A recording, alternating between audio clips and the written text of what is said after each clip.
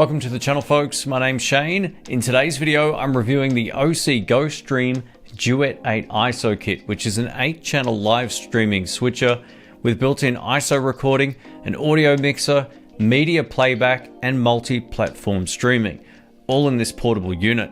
As always, I'll be recording and using the unit throughout the entirety of this video, so you get a good sense of what kind of quality you can get out of it if you plan on using this for dedicated recording purposes.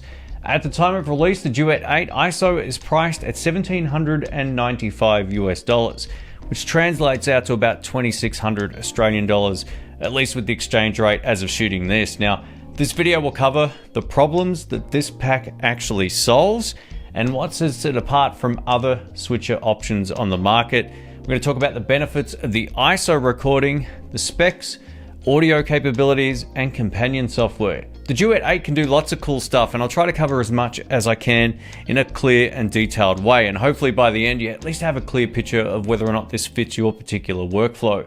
Before we get into this video, just a quick thank you to OSEE for sending this in for this particular review video, which is why it said paid promotion on screen.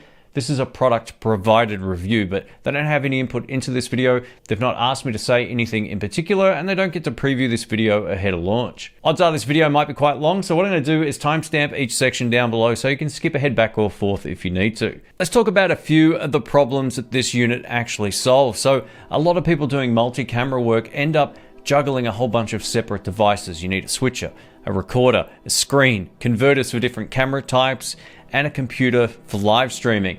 This adds not only weight, but it's cost, setup time, and more points of failure, especially if you're working out on location. This is a great choice for solo operators at sporting events, conferences, podcast producers, or situations where you want to stream, switch, and record all at the same time. One of the standout features on this switcher is that it allows you to stream to 3 platforms at the same time at the touch of a button. There's a live button on the front. And this is all done completely computer free thanks to the built-in Ethernet port on the back. Now, something I've made the mistake of when working behind switches before is watching the program output and forgetting to physically switch the show. I'm an idiot.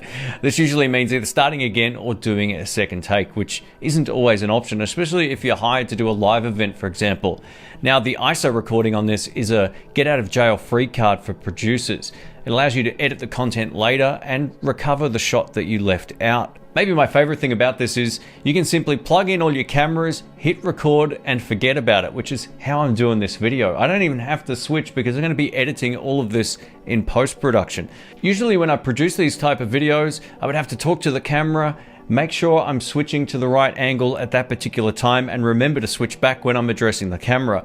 The great thing is this records the program output and all 8 tracks, including all of the audio tracks, independently, which is invaluable. In a nutshell, this is what sets this particular switcher apart. All of the inputs and the ability to record up to 8 individual inputs at the same time. So you can connect 4 4K HDMI inputs to this and 4 SDI inputs at the same time. It also supports NDI HX, SRT, RTMP, webcams, and MP4 playback, all without needing any sort of converters. While the switcher can accept 4K input signals, it is capped out with recording and output at 1080p 60. It also gives you all the standard frame rates in both PAL and NTSC. If you like to use a T-bar or transition bar, there's a physical one included, allowing you to set up transitions or blends between each of the different inputs. Now, if you're not a fan of the T-bar like me, you can quick switch nice and simply just using any of the 8 buttons on the main panel here. I tested the recording capabilities with a Samsung T5 SSD, so not one of the new ones, and it had no problems recording all of the inputs perfectly. We get a beautiful 14-inch 1920 by 1080 display. And the cool thing about this display is it's so easy to see. Even if you're on a challenging viewing angle, it's not a problem whatsoever. There's a relatively quiet cooling fan built in. We get 3 cheese plates already attached to the case with a 1/4 and 3/8 inch threads. We get some spare cables which include the FPC, HDMI Mini A, SD slot cable, D-tap to 2.1 DC power cable, and a quick start guide. The whole package weighs only 5 kilograms, and I'll put the pounds, or the American as I like to joke, on screen here. And thanks to the design of the case, we get a nice handle and it's very easy to carry. Most switches have one of these little sort of screw-in connectors for power. I love the fact that this entire kit is powered from a Kettle plug. Plug it in and you're in business. Secondly, it can be powered thanks to any sort of power bank that meets the power requirements. You can also power this with a D-tap battery, and you have a ready-to-use production setup that you can take outside of the home. Here are the video inputs and outputs. On the input side, you get 4 HDMI ports that accept up to 4K at 60 frames per second, and 4 SDI ports that support 1080p up to 60 frames per second. You can bring in signals into the switcher using NDI-HX, SRT, RTMP, and it's also webcam compatible, which is amazing. So it does a lot of cool stuff. If you want to play back MP4 files directly, you can do that as well. There's a single HDMI output, 1 SDI port that you can assign to multi-view, preview, or program, and a USB 3.0 webcam output that runs up to 1080p at 60 frames per second. This is a great feature. It allows the switcher to be detected as a webcam if you plan on using something like Open Broadcaster software. The recording works like this. So basically you've got your program output, which is everything that you've switched throughout your show, as well as the 8 ISO tracks and all of the audio files separately and included in each of the channels that were enabled. It's pretty cool. Recording can be done in a few different ways, but what I really like about it is you can choose how many of the inputs that you actually want to record. So say, for example, you only want to use the 4 HDMI inputs, you can do that. You don't need to record 4 more redundant tracks that don't have signals going into it. We also get an SD card slot on the front as well if you just want to keep it simple and record the program output. When it comes to audio inputs, we get 2 XLR and 2 3.5mm combo inputs. Now, the XLR inputs allow you to assign phantom power for condenser microphones, much like this. There's one on the top and one on the back, so you can plug in 2 mics directly to this. There's also a full mixer with faders, gain, delay, and a low-cut filter. You can also monitor thanks to the headphone output on the top here. And now you're listening to the Rode Broadcaster being recorded directly into mic 1 on the top here with phantom power enabled. Can you hear a huge difference? I love the fact I can see all of my audio levels directly on screen here. So yeah, let us know what you think of the audio quality. Built into the Duet 8 ISO is a whole bunch of templates, and you're looking at a side-by-side template that's just built directly into it. I think this looks really great. It's basically like a news show, right? Texas news, y'all. Actually, I just got back from Texas. It's phenomenal. But yeah, I love the fact that you can fully customize all of this, and of course, you can completely change all of the titles and overlays. If you're wondering whether or not you can run HDMI and SDI setups in conjunction with each other, you absolutely can. So if you've got 2 devices that work with SDI and 2 HDMI devices, that will work fine also. Now, when it comes to some of the other audio parameters, you can adjust the gain, the faders, and set the audio to follow video, or AFV as it's known as, and you can turn channels on and off individually.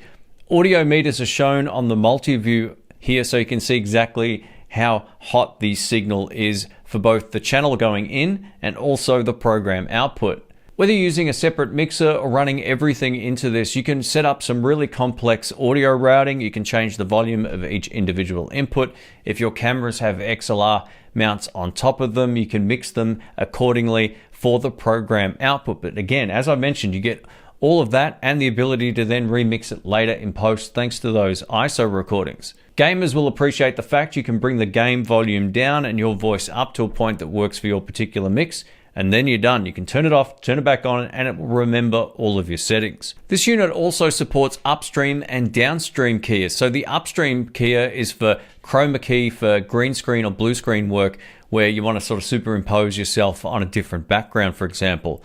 The Luma key allows you to remove a particular color from the shot. It usually works for black or white backgrounds. Additionally, there's 2 downstream keys, which are great for adding logos, lower thirds, or overlays. This makes the Duet 8 ISO useful for more polished productions like interviews, gaming streams with overlays, or church or live event graphics. We also get some network control with this as well, thanks to the free GoStream control software for PC and Mac. And after using this, it's basically lagless. It feels really nice to use. You get full remote access to switching, settings, recording, streaming, and overlays over Ethernet or Wi-Fi, as long as you're on the same network. So just keep that in mind. Through some additional software, you can get Stream Deck support with this as well, which allows you to build custom buttons and then control the show completely using a Stream Deck if you've got one. All right, let's talk about a few of the minor nitpicks and problems I've had with this particular unit. Thankfully, it's only minimal, and I always list the pros and cons in my videos. The one thing I don't like about the design of this is this little stand which goes up against the monitor. It helps keep the lid open. The great news is you don't actually need it, but the bad news is it's really easy to break or bend. If you're in a rush to pack up, your instinct is just to pull the lid down. It's so easy to overlook because it blends into the case. It needs to be white, or it needs to be white, and it also needs to be rubber, so you're not going to damage anything. The last test unit I got my hands on from OSEE, I accidentally just went to shut it. I was like, why isn't it closing? And I bent that so badly, I ended up having to take it off and sort of bend it back with my hands and so forth. But it's something that could potentially scratch the screen, especially if imagine you're outside shooting a festival, for example, and it might start raining. You just want to close the lid really quick. It's so easy to overlook. I almost did it again with this one. So yeah, just keep that in mind. Secondly, there seems to be some color shift on the HDMI out. While the accuracy of the colors on screen here look perfect, I have my camera set up the same way all the time here in the studio. And I've got the HDMI out of this running into my big screen back here. My big screen looks more green, whereas the color accuracy on the screen on here would look how that screen would look, if that makes sense, without this attached to it. So if I plug my camera into my big reference monitor, it looks exactly like this, but going out of the HDMI out of this, it looks a lot more green. So just a minor nitpick there. It might be addressed in a firmware update. The only time I could see this being an issue is if you're running that HDMI output into a separate encoder, recorder, or whatever. So keep that in mind. The last thing to mention is, of course, we get 4 HDMI inputs and 4 SDI inputs. And those SDI inputs are 3G SDI, which means you only get a maximum of 1080p, 60 frames per second. So that's still fine, but you lose the benefit of the oversampling that would occur on the HDMI input. So these are things worth mentioning. It's definitely not a deal breaker, but I want to put this in for some balance. All right, let's wrap this up. I'm going to talk about who this unit is for. This is such a powerful unit. It might be overkill for a lot of people, but I love the fact everything's all integrated. If you're doing any sort of podcasting or church events or even corporate work where you need to capture all the audio, all the video, run professional audio into it, or capture it via one of your cameras, or however it is you want to work, that's where this really shines. For those who don't know much about SDI, it allows you to run a camera like 100 feet away. It's really powerful for distance. So yeah, if you're going to be setting up some cameras at the back of a room, like at a venue, that's where this is a really great choice. I do a lot of live music stuff on my other YouTube channel, and having something like this is awesome for that exact scenario. I can invite the guys over, we can produce a multi-camera setup nice and simply, and thanks to all of those ISO files, I can then choose to make a YouTube short video, for example, out of the second or third camera that's in the setup. So yeah, it really opens up a lot of opportunities. Being able to live stream out to 3 different networks at the touch of a button is great. If you're not into the whole computer thing and you just want to be able to hit a button and go live, that's where this really shines. Thank you for watching. My name's Shane. I hope you found this video helpful. Drop a thumbs up if you can. If you want to take a look at this, I'll link it down below. Catch you soon.